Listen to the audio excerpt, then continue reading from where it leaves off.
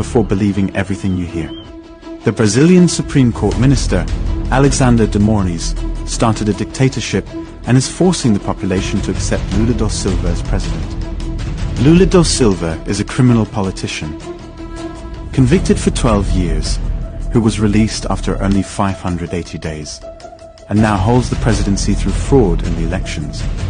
Electronic voting machines were manipulated, resulting in 4 to 5 days of peaceful protest against corruption, the biggest demonstration in human history. In the wake of Lula's official ceremony on December 12, 2022, Alexandre de Moraes declared war on the population.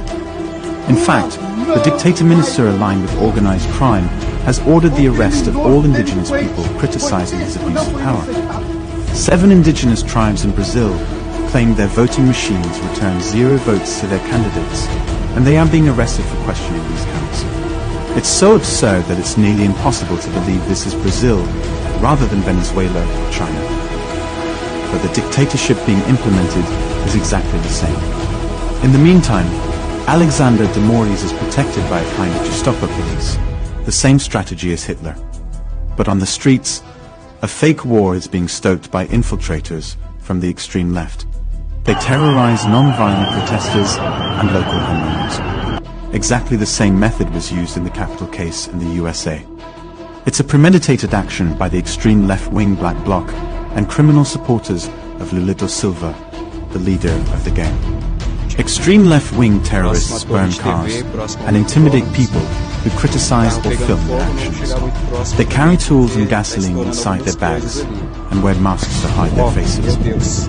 There is no doubt that these are not Brazilian patriots fighting corruption. Their 4 to 5 day protest was peaceful, without violence, without crimes, and there wasn't a drop of rubbish on the ground. This was a very badly organized attempt to manipulate public opinion by the extreme left. They'll have to create another theatre scene because this one didn't work. They are trying to paint those fighting against criminal politicians as violent and criminal, just like Hitler did in the past. As predicted by producer Will Lissel on September 6, 2021, in England, the new Hitler was born during the pandemic. It happened in Brazil, and now we see the results. If this atrocity occurred in your country, would you accept it? That's right, you won't. World leaders cannot expect Brazilians to watch their country being held hostage and remain silent. Brazil is ready to defend its homeland against organized crime. A real battle is currently taking place.